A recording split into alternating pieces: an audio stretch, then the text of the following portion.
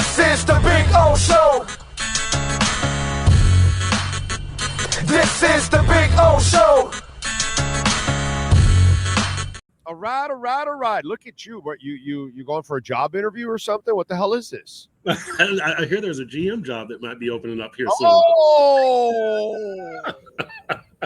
Why do I gotta take? Why is Chris Greer got to catch a stray from me? Right? The man's enjoying a 3-game win streak, and here I come.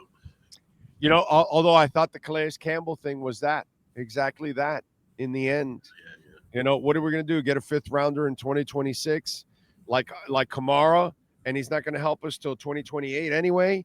So are we going to even be here? Yeah, let's keep Calais and let's try to make this run.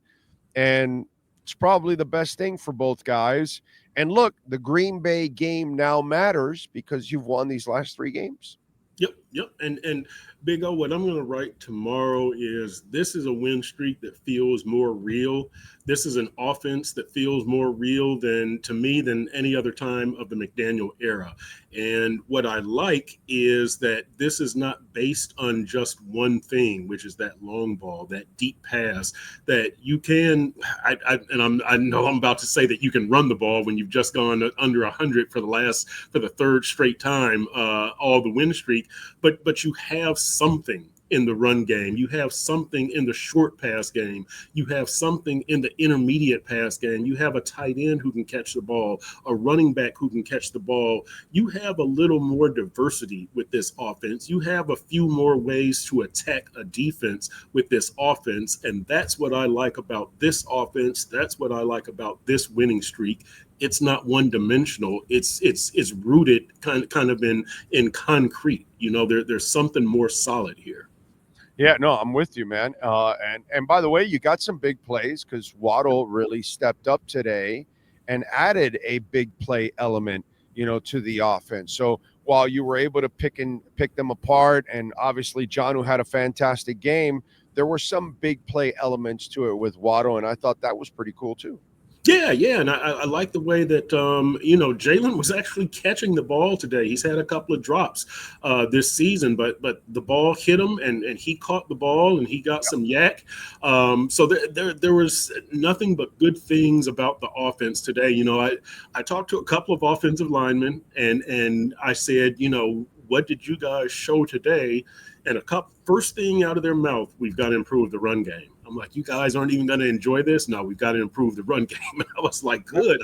I think a lot of fans are going to be happy to hear that you guys are really, really focused. And Big O, this team has always had a good fighting spirit. I've always complimented them on that. I think that their motivations were mixed up. I think that they were playing for, number one offense and contract extensions as opposed to winning playoff games. But I hope that now the focus has been reset. Now that you have Calais Campbell, now that, Jalen Ramsey has been healthy all season, you've got some real leadership there. I think that's one thing that has kept Jordan Poyer in the starting lineup is that he's got some veteran leadership and he's been through some stuff.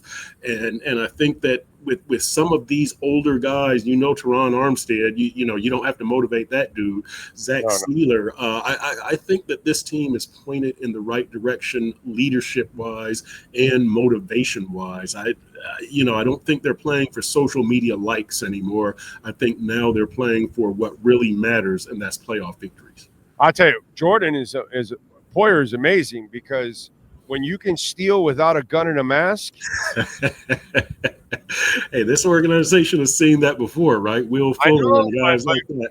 Man, he is stealing without a gun and a mask, bro. Because wow, that is one bad signing right there. Yeah, he got run over today. Mike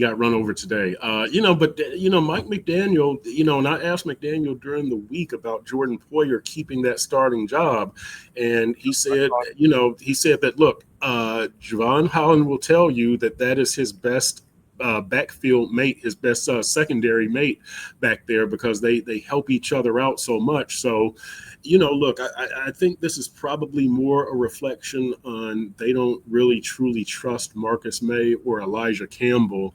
and that Jordan Poyer does have some intangibles that they're able to put to use. So we're going to ride with Jordan Poyer. We don't have a better option. We'll try to get what we can out of him, and that's that veteran leadership. But yeah, I think everybody kind of knows what the deal is on the field. Poyer is struggling. There's no way to hide it. Oh yeah. And that's the message you're telling us. You're telling us the other two guys are worse than Poyer. That's bad. What do we know about Walker, bro? Because that was the guy that was actually filling in and doing a nice job for them. Yeah, he was. And you know what, Big O, fortunately, that's a position of strength for them, is that inside backer position that, look, we saw Dobson get the interception. He's the guy who replaced David Long, who is the guy who was replaced by Anthony Walker. So they do have some depth. But look, anytime you lose starters and you're going into a game like Green Bay, you just hope you have enough to make up for it, right? And so we'll see. We'll see what Dodson can do there, because, with Walker going out with a hamstring injury and not returning, it probably tells me he's not going to be ready to play in 4 days in cold weather. We'll wait and see. I'm not a doctor, but it tells me that he probably isn't going to be ready. So let's see what Dodson can do there. One of the things that's been going on the last couple of weeks, and you're talking about how they have more of a playoff offense and those kind of things, an offense you can build on. It's also an offense that will complement your quarterback and keep him upright and keep him healthier for a longer time. And for me, Tua has never really been the problem. It's more about how you play around him, that you need to play a power running game around him. You need to have a tight end involved. The things that you're trying to do now are the things, and that short passing game, you can't do that with all the shitty quarterbacks that they've had here for 25 years, because none of those shitheads actually can be accurate like this guy. This guy can do the things that Brady and Breeze and Manning, that they can pick you apart and they can hit that 5 and that 7 and that 9-yarder, and they'll hit it accurately every single time, which there's a key to all of that. But my big question to all of this is, okay, so now you're playing the offense that helps him and complements him, but there are two problems. One, the son of a bitch still can't take care of himself because he still tries to outrun defenders and he could have gotten hurt. Mm-hmm. And the only reason he was on the field, it's because you continuously stick with a guy that can't play, and now he's got the yips so bad that he can't even hand off the ball, and he's putting it inside their pads up here instead of down here. What do you do about the backup quarterback, dude? Well, I don't know that was Skyler's fault. I'd have to look again and see. Okay. But the bottom, I'm home, you're not. I'm home with the DVR going back and forth. He put it up here, bro. I get it. You could blame Jalen, like, hey, you got to be alert. But if you look at it, he put it up, and when you put it up here, it's going to bounce off of the chest pad. You got to put it under, and that's where he can cradle it. That's where he's expecting it. When you go a little high, it throws him off at that moment, and then that's what caused it. But my point is, they saw it, and they put Tua back. So they didn't brush it off as, oh, it was just a little mistake. No, they looked at it as a problem, like I'm looking at it. And I'm looking at it like, okay, you want to make a playoff run. You say you want to make a playoff run. This is the guy you're going to have backing up the guy you need to make a playoff run for? Bro, go get somebody. Dude, it's too late. Big O, it's too late. Like that. You talk to all the quarterbacks who have come in here, and I talked to Tim Boyle and Snoop Huntley, and they will tell you it's difficult. You cannot get this offense in just a few weeks. And they talk about the footwork. They talk about the timing. They talk about the plays and how long the play calls are. All of this stuff, the Dolphins messed up. Like you can't correct what you messed up months ago in a couple of weeks. Like there's nobody out there short of Mike White who you would have any chance of bringing in here and schooling in a couple of weeks. I mean, that's why Boyle didn't work. That's why Huntley didn't work. CJ Beathard wasn't going to work. Like, but those are all really bad quarterbacks. Big O, who do you think is out there now? Like Tom Brady is not out there. Like you don't have a starter. If you're available right now, there's a reason. Mike White is he active or is he? No, he's practice squad. He's practice squad. But there's a reason you haven't brought him back, right? I mean, they know. Like, the reason they don't bring him back, it's because it's egg on their face. Right. Well, listen. I don't even think it's that. I just don't think that you're wrong. Bring him back. He's better than that guy. I don't think they like him. I don't think they liked him. I don't think they trusted him because, Big O, they know the situation, right? Dude, I don't trust Mike White either. I wasn't a big fan of him when they signed him either. It's not like I've become a fan of his, but I'm certainly not a fan of Skylar. Skylar Thompson is 4 notches under Mike White, and Mike White is bad. Okay? I don't know. I don't know about that. But here's the deal. The Dolphins have both of them in their house for months, and they didn't move off of either of them. And you had a competition, and Skylar beat out Mike. I mean, the fact is, neither of them is what you want in a backup quarterback, right? No. But that's, you know what, Big O, and I'll tell you this, Big O. No semi-old fart out there hanging out there that there's nobody. You can't. No, Ryan Tannehill. I mean, come on. Like, you know what, Big O? Me and David Feronis alternate Fridays, and I was off on this Friday. And Friday morning, I was thinking, you know what? I should go down there just to ask Mike McDaniel what happened with the backup quarterback situation, who has final say on the roster in the offseason, who has final say on the 53-man roster during the season, because I would like to know who put them in this backup quarterback situation, Big O. Like, how could you have months with Skylar and Mike White, and both of them are below standard, and you had no idea? Like, you could have changed this out in July, in June, in May, in April, and you roll with both of them. Like, who is responsible for that decision? That's what, like, this is a major fault. This is a major flaw on your team and your roster. Who's responsible for that? That, you know, and you can't ask that question when they're riding a 3-game losing streak. You can ask them that after they've won back-to-back games. I should have gone out there and done it, and that was before the Calais thing broke, and I should have, but I had other stuff to do. I didn't do my job, Big O. I was derelict in my duties, but I would really like to know that. I would really like to know that answer. I'm sure they tried in something, but the bigger problem that I have is that the guy you have in place now making the decisions, and Mike McDaniel, doesn't really understand his own position, quarterback, because he's the one that's stuck with all these guys throughout everything. He had a chance to replace Skylar this year, last year, before, and he's kept him throughout. Right. And so, to me, that is the biggest indictment. And when I look at Tua, I'm going to give McDaniel credit for believing in him. But when it comes to his play, I am not giving McDaniel any credit. Tua is who he is, and he elevates McDaniel like he elevates Flo, like everybody else, because he's the reason why they're having success. It's not so much McDaniel. McDaniel will design some nice plays. That one with Jalen today, that run, that was a beautiful design. That was those tosses are all nice. Yeah, and those tosses. The ball handling by Tua is elite. Very few quarterbacks. Okay, you saw Cam Ward on Saturday try to do a flick, right? And it was kind of a disaster.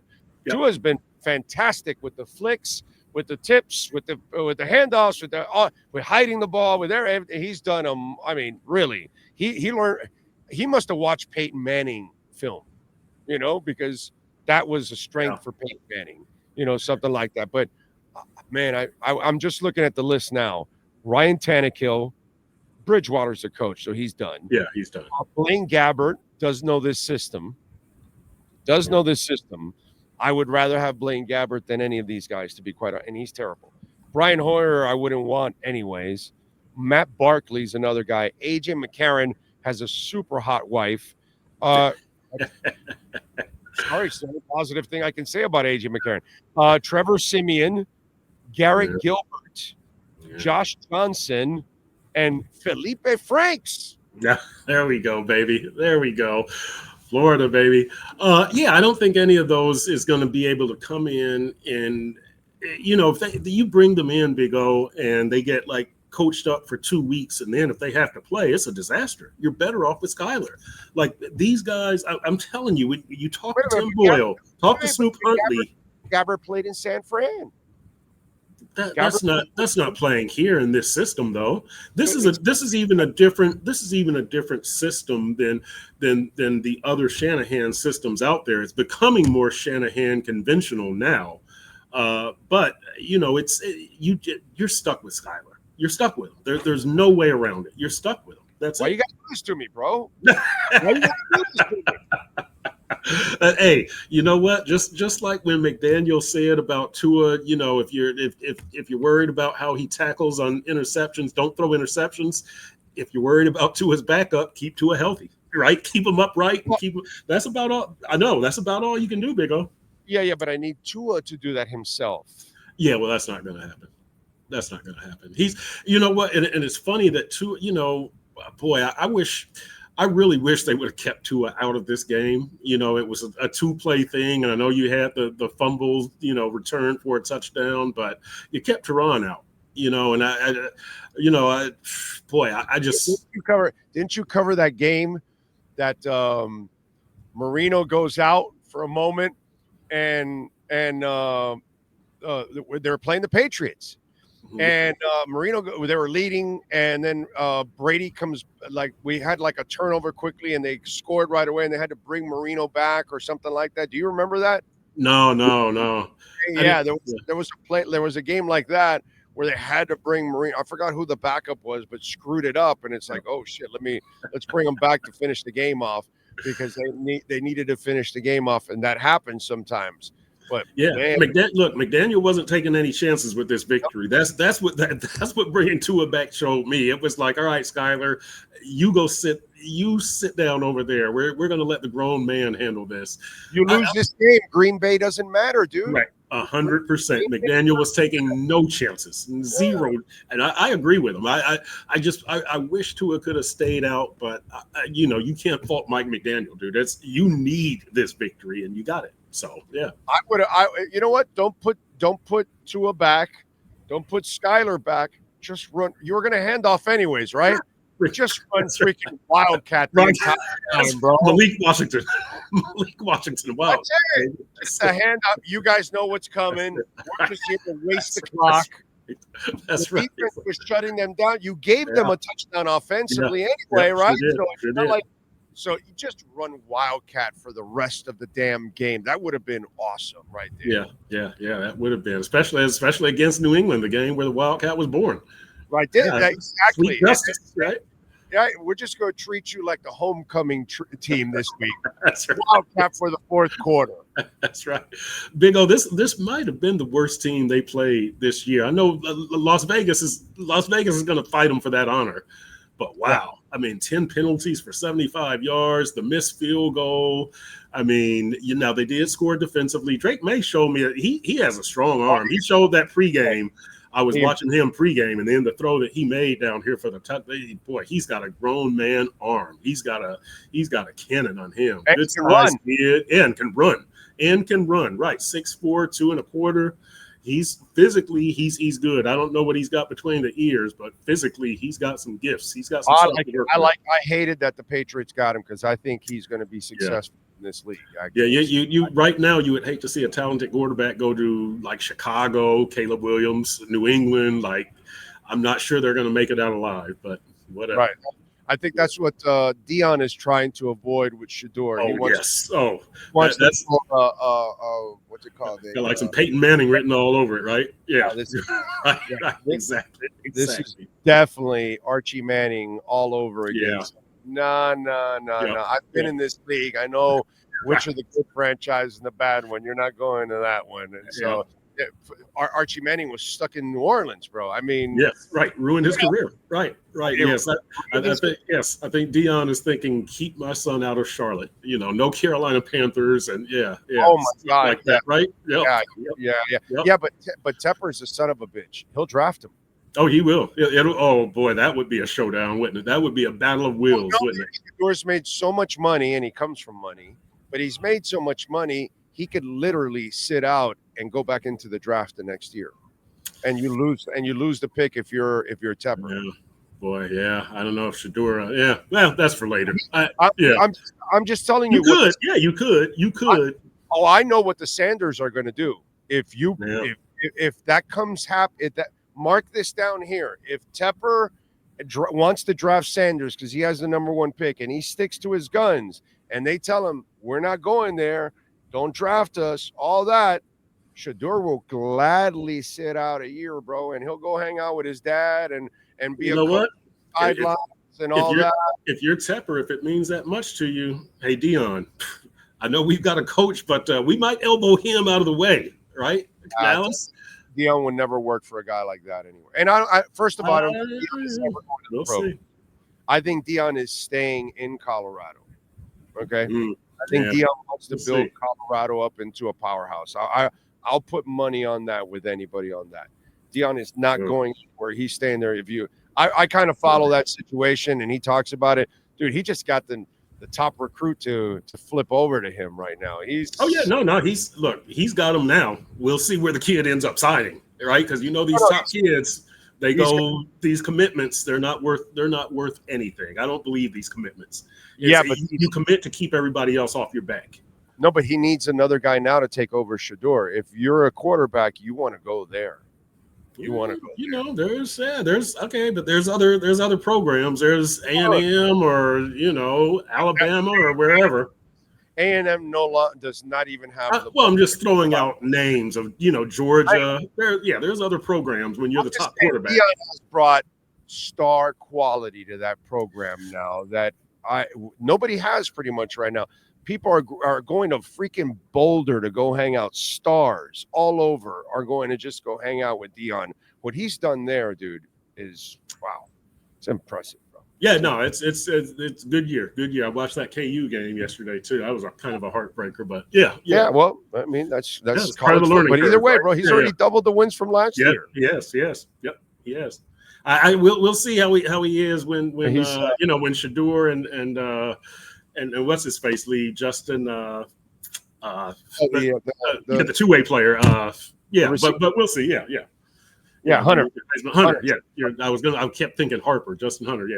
You're probably your Heisman winner, but all right, so injury-wise, Walker was the only thing to be concerned about. Yeah. That's the only one that I can think of, Big O. So I think once again they've come out of a game fairly well. You saw Alec Ingold had his snaps kind of measured, battling that calf injury. Homecoming for him next week. He's from Green Bay, so they did a smart thing with Ingold. I think that his lack of participation is a big reason you've seen the run game go for fewer than 100 yards the last 3 weeks. He missed the last 2, but hey, you're 3-0, so I don't think anybody's going to complain too loudly about that. No, I'm good.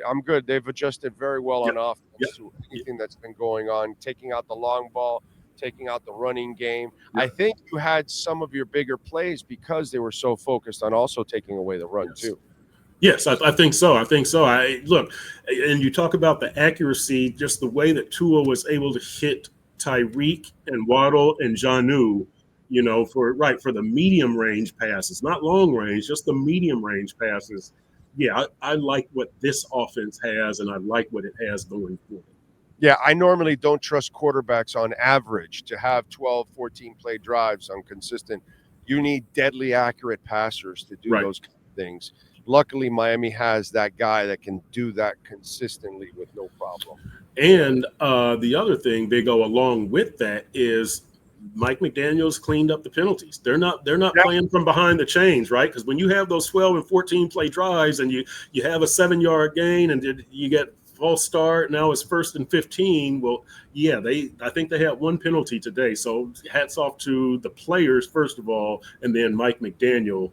That's a 1 and a 1A. Nice job in cleaning up those penalties. Yeah, now it's become habitual. The last couple of that's exactly right. It once and it wasn't a big deal, but now it's been a few weeks in a row, and it's become habitual. The good thing is there must have been some old lady from Hialeah doing some brujeria because the spirit of McDaniel went right into Gerard Mayo because his team was a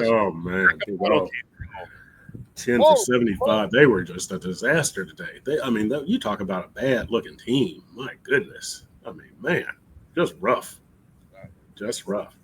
Big O, there's a line to get on your show now. I mean, David Furones is over here to my right. We're lining up to come on your show, Big O. Let's go. Let's get David on. Appreciate you, my brother. Tell him what you got going on Nintendo. Well, you know what? Like I said, today I'm going to write that I like this offense. I like what they're showing us. I like this team spirit. I like what they have going on. I think that this is the most meaningful 3-game winning streak, the most meaningful streak under Mike McDaniel. I think it's sustainable. So we're going to see what happens here. All right. That is our EJDconstruction.com Miami Dolphins postgame report. Call Eric at 305-433-4843.